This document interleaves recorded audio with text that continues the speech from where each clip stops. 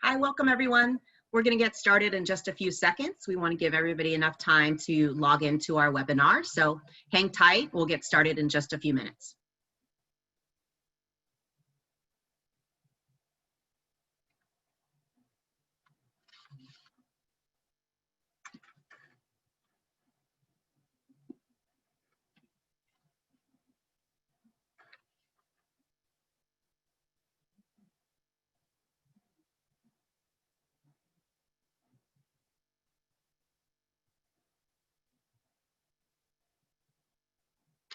All right, welcome everyone to today's Moxa ITS webinar series. So we're starting with our first webinar topic today on security protection and network management. I'm Bonnie Russell and I'm going to be the moderator for today's webinar. Now before we start, let's take a look at some of the common challenges facing customers. So Michael, if you want to go to the first slide here. So for example, status and performance. Are there concerns about remote traffic assets? Or what about visibility and advance notice? Does your current remote site's network and equipment support it? And some customers face challenges with interconnectivity or interoperability. What network equipment and technologies are on the network, and can they handle the latest ATC or ATMS applications? And the fourth one is a big one, network security and network management. Does your current network equipment and software support it? So we've developed this ITS webinar series for our presenters today to not only share with you trends and what's happening in the market, but also to help address some of these challenges. So what we have today for our webinar is about 25 minutes of content followed by a Q&A session. So I want to ask everybody to submit your questions. You can use the bottom panel there. You should see a Q&A button. And you can go ahead and submit questions anytime during the webinar. So now I'd like to present our experts today. So we have Michael Cochran, our ITS business manager. And Michael brings great experience as a sales engineer at Moxa and also a background in wireless broadband. Joining Michael, we have Roger Yu, our business development manager, part of our industrial network infrastructure group. And Roger brings great experience in industrial automation, data communications, and computing in ITS applications. So we're excited to have both of them with us today. So let's get started. Roger, I'm going to go ahead and hand it over to you. Thank you, Bonnie. Good morning and good afternoon, everyone. Welcome to Moxa ITS webinar. Today's our agenda is very quick. We'll talk about cybersecurity trend and impact inside the ITS arena. Followed by that, we'll try to look at one of the cybersecurity standard called IEC 62443. We'll quick overview talking about what is inside, what is good about that. And after that, we'll covering something about the best practice, how to handle the ITS cybersecurity, as well as how easy to manage or audit the secure network. So the first agenda, we're talking about cybersecurity trend and impact. And before that, probably most of you who knows Moxa already, and some of the attendees may be new and don't know Moxa, allow me to have a quick minutes to covering about our company. So Moxa is a global manufacturer. We're based in Taiwan doing all the manufacturing design as well as the quality control. So our California office is a sales marketing headquarters and trying to provide all the support and services to the market. So as well as the industry we cover in ITS, basically Moxa has been doing a lot of ITS projects across the country, more than 17 years in the United States. And we're not just providing connectivity product, but we focus to helping customers understand the application, the challenges, and the goal. And we've been doing a lot of projects, including the ATMS in the intersection or the bus surveillance system, even though like a toll road, tunnel, bridge, and we've been doing a lot of solution for the product. So here's our product portfolio covering the network management, edge to core. When we say edge to core, mean from the roadway all the way back to the TMC. And the top layer, you can see all networking equipment, including our edge switch, we call DIN rail switch, as well as our core switch. It's a red mount type with modular helping customer doing like a hot-swappable in the future, also covering layer 2 or layer 3. So if there's any existing infrastructure outside, you don't want to like changing out the networking equipment, but you want to do security, you may want to consider having a we call it secure router. It has to become with the firewall, the VPN, and the netting feature to help you protect your network and access outside. If you have existing like infrastructure, like legacy with a VDSL, we have this kind of Ethernet extender to helping you to upgrade all those like legacy infrastructure. From the bottom layer, you can see all this is a device networking equipment. If you have a legacy like 170 controller, the sensor, meter, VMS, even though like a digital input output devices you want to put in the network. So we have all this kind of equipment can helping you. Even though you have a single point location with a new like a camera, you don't want to put an investment for a controller over there, you can consider using Ethernet to fiber converter to bring all this data back to your like controller. So followed by this, I will introduce my colleague, my counterpart, Michael Cochran. He's our ITS cybersecurity expertise. Michael. Thank you, Roger. And hello, everyone. Nice to have you here today. Well, before I get started, I'd like to throw a number at you. So that's a pretty big number. Think to yourself for a minute, what do you think that number represents? That's 26 billion. Well, if you guessed that this is the number of connected IoT devices by 2020, you'd have been right. So as you can see, it's growing exponentially. And by 2020, the number of connected things is going to be 26 billion. And we've all heard a lot about connected vehicles and autonomous vehicles. So in the transportation space, obviously we are becoming a bigger and bigger part of that, and more connected devices. And, you know, Roger, why don't you tell us a little bit about how transportation plays into this? Sure, Michael, you're absolutely right. Since this is a trend about the ITS market, talking about connected vehicle, having more like an IoT device, sensor, trying to collect data, sharing data. So definitely, according to this slide, this is not Moxa make up this slide. It's coming from US DOT, US Department of Transportation, talking about CV 3.0, connected vehicle 3.0. That is the project in the future, talking about you have all this vehicle connected with all the sensor information. You got to have intelligent infrastructure to collect those data. After you collect those data, you have all this networking equipment trying to pushing all this data through the network, through the cloud. Through the cloud means you have to go through internet. So then it will be mature to get into like IIoT, that kind of concept. This is very good, talking about how to manage all the data through the cloud, or you're getting a real-time data with having like a larger network. Okay, but it also introduced security concern because right now it's everything going through the cloud.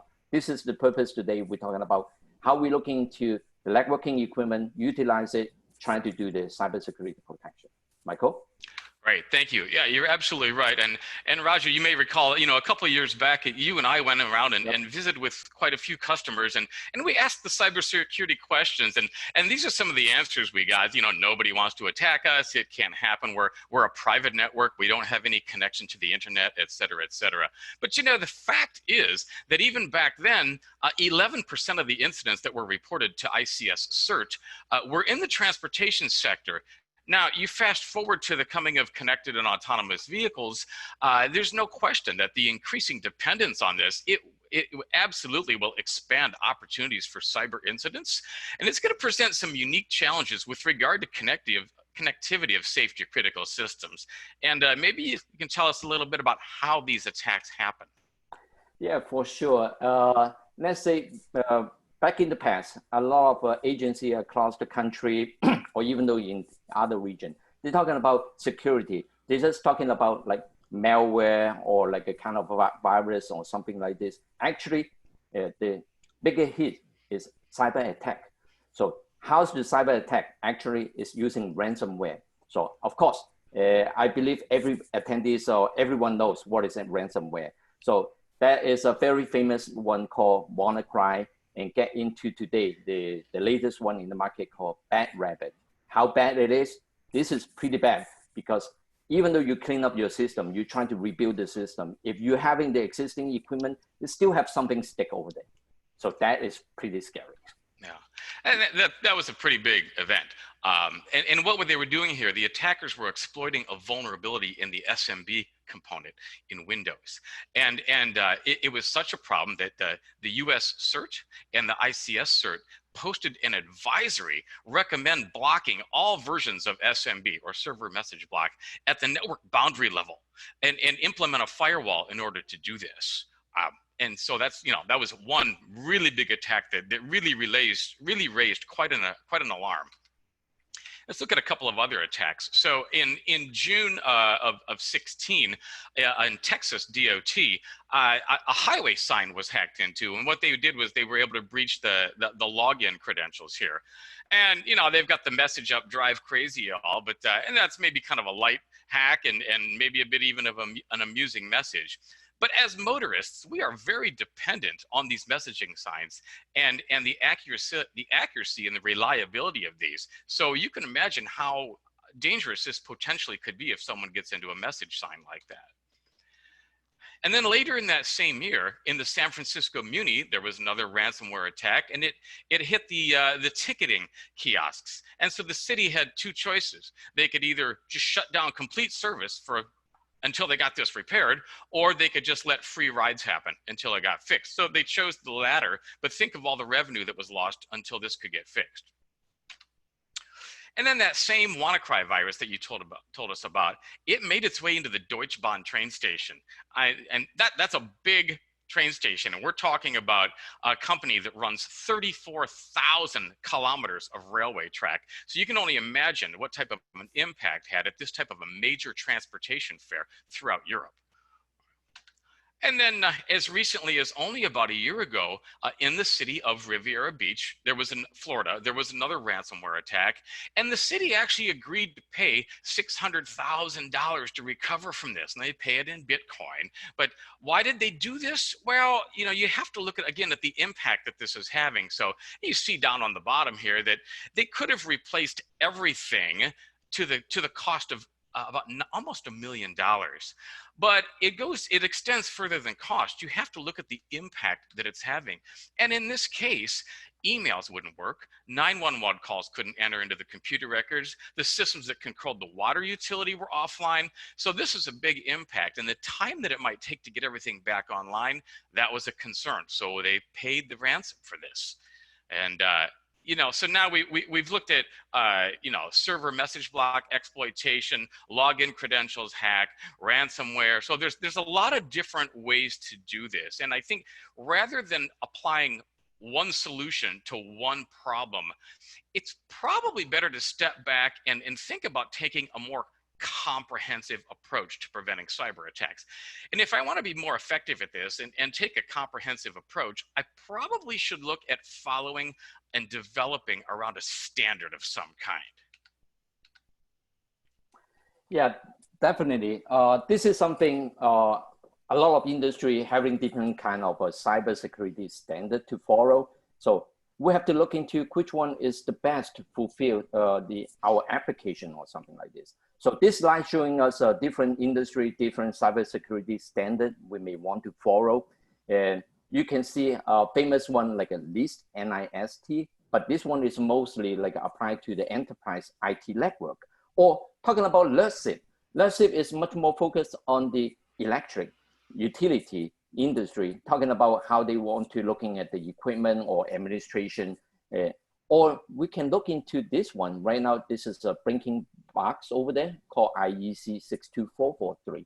So this is the one, if you can look at the map, you can see more than like a 70% focus in the operator, mean administration side, or 30% focus on the manufacturer. We're talking about manufacturer, talking about the equipment. How you having that kind of a security policy or profile trying to implement to the device level to protect your assets.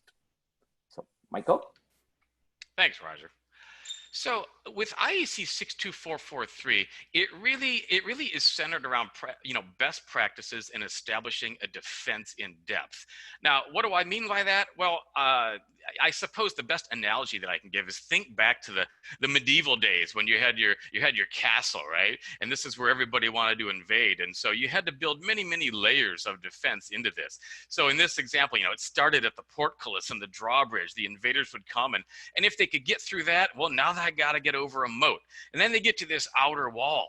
And now if they can get past the outer wall, then they come to an inner wall. And up in the towers, you got the guards that are waiting to pour hot boiling oil on them. And so you have all these different layers of defense. And it's the same concept here. You want to take a very in-depth approach and apply best practices and something that you can build upon. Now, in IEC 62443, there are 7 foundational requirements that are built into this. And that, without getting into a lot of detail, it's identification, authentication control, use control, data integrity, data confidentiality, the restriction of data flow, a timely response to an event by the vendor, and then network resource availability. So that's sort of the high level view of what that covers. Now, looking at it in a little bit more detail, just at the device level on the left here, you see these different configuration settings that you can have. And this is like a recommended checklist of items. And what's great about IEC 62443 is that it already has these defined built-in security profiles. And this is really great because it tells you right here, as you can see, if you want to be set to the highest level, which is level 2, then these are all the things that you would have enabled. If you want to be set to level medium, which is level 1 in this case, then it now shows you the other configuration parameters you'd have to have configured. And maybe you just want to be basic. And if so, that's what you'd have configured. But this is where it gets easier. And this is really important when we start talking about how do we make the management of security easier? How do we configure it easier? And how do we manage it easier? Right? So keep that in mind. So, there's a lot of network security concerns. And in ITS, let's take a look at one example here. So let's take the example of the traffic cabinet itself. So there's a traffic cabinet out in an intersection. You have to ask yourself, how much security do I need and where do I start? Well, out of the cabinet, ask yourself who has the key. Now, I can tell you that I can find a key online for anywhere from $5 to $19. So this should absolutely be a concern. Let's just assume they can get into the cabinet, right? And then from there, well, who can access these network settings? Who can just plug into my switch? And if they do, how far can they get? What damage can they do?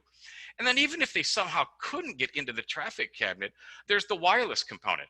So maybe they're getting in there through a cellular connection or a Wi-Fi connection that bleeds out through the cabinet.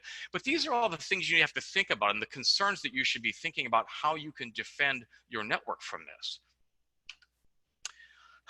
And that's in the cabinet. Now you take that beyond the cabinet, you've got the guy sitting here in the TMC, and these intersections, he might be managing, for example, 200 different intersections with 200 cabinets, and he's got to be able to bring that data and that video and everything all the way back here to one central location. And he could be 1, 2, 3, 5, 6 miles away from these. So now it gets very important that we keep security intact outside of the cabinet and on the network all the way back to the TMC. So this is where we start talking about defense in depth.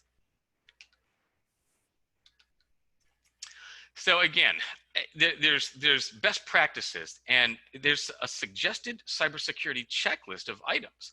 Now, IEC 62443 addresses cybersecurity at the device level, at the network level, and at the management level.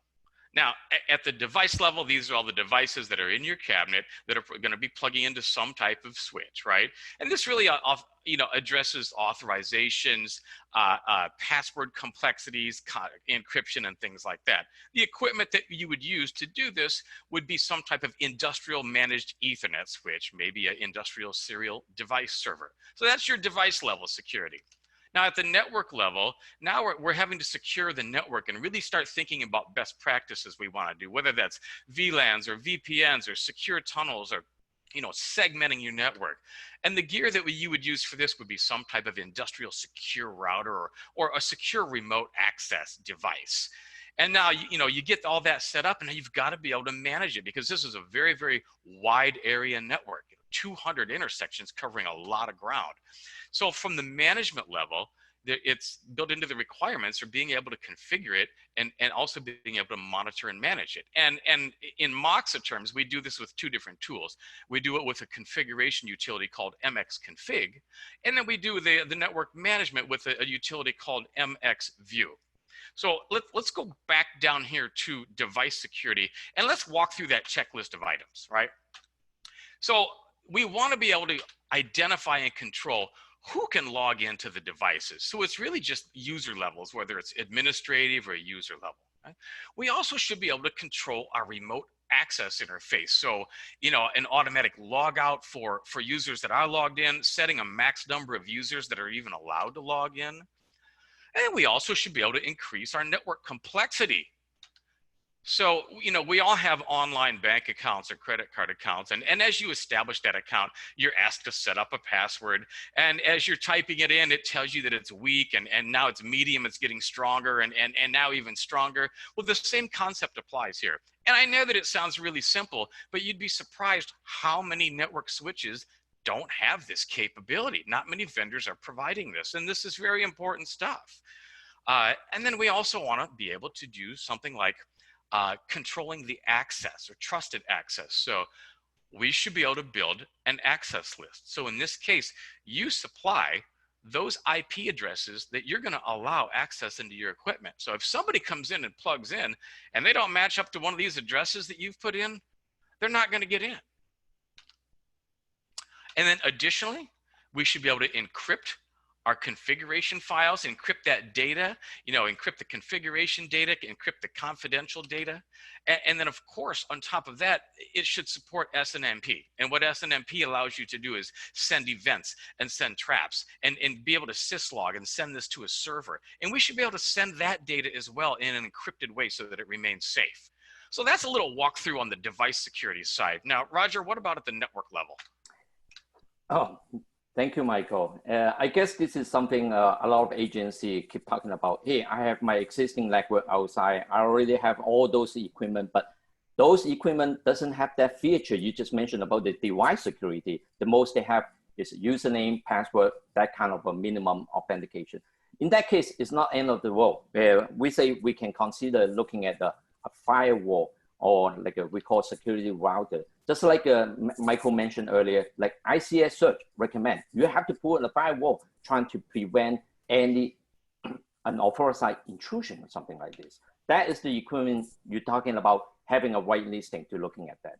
Or how about the secure router inside? There's another feature called VPN. So if you access using those kind of like a public network, so this is a good feature helping you to encrypt a tunnel to communicate all the data information back to your TMC. Or the other feature called netting, network address translation. This is the one can helping you do more like a big flat network segmentation in a secure way. Or, of course, this is a router. It has the feature called layer 3 to do subnet management. If you are like a multiple intersection, you want to put multiple hub to doing like a subnet management. This is a great feature. But other than that, the most important is the event handling. The product has to have a feature that allow you to have any intrusion to report you in real time. If anyone trying to access your network, then it will be trigger the SNMP trap to send you the message through email or like a text message. Michael? Very good. Thank you, Roger. So, we were able to configure at the device level and now at the network level, and that's terrific. But, the question is, how do we manage this and do it efficiently and quickly? So let's go back to the example where you've got the guy that's got 200 intersections, 200 switches, and he's got all these settings on the left here because he wants to be set to the highest level, and he's got to configure every one of these times 200, and it can seem a little overwhelming and intimidating. So how do we make this easier? Right. So, and again, in Moxa, if you recall, I mentioned we do the configuration with a tool called MXconfig. And this is a utility that allows you, among other things, to do mass configurations of your switches. You can configure one switch or you can configure 10 or 100, however many you want. But also built into that, we have something called Security Wizard. It's just a little 3-step wizard where you highlight the switches that you want to configure and you pull down to Security Wizard. And after you do that, and now you pull down, you say, okay, in this example, I want to be set to level 2. Now, if you remember those built-in industrial profiles, security profiles, level 2 was the highest level. And if I do want to be level 2, then you can see below here all the parameters that would need to be set in order to be at level 2. So now we hit next, and oh, look at that. So the ones that are in green, those are already set. I don't have to worry about those. But the ones that are in red, they're either not set enough completely or they're not set at all. And so let's just go through them one by one and we'll walk you through those settings. And then we hit apply and boom, you just configured how many switches in 3 steps to the highest level of security that IEC 62443 provides you. And that's great. So now you know the settings are intact, but you want to be able to check that and confirm that and monitor that and make sure that those settings that you set are still in place, right? So how do we do that? We got the configuration done. How do we manage it? And this is where MXView comes into play. This gives you the visualization. So you've got your network out there. The MXView discovers the network and it does all these things for you. But another thing that it does, it has a feature called Security View. And you pull down to Security View and it goes out there and looks at every switch on your network and it's looking at them against those built-in profiles that it already knows about, level 1, level 2. And it comes back and it shows you in color coding what level you're set at. So in this example, the one that's in the green is set to level 2. It's the highest level. The one that's orange, well, that's only got the basic settings. And the one that's in blue is medium. Hey, and the gray ones, they have no settings at all, but it does recognize that they are IEC 62443 compliant. So, and then there's also on the right, this reminder that, for example, if I'm set to basic and I'm orange, it's reminding you what you do have configured to be at that basic setting.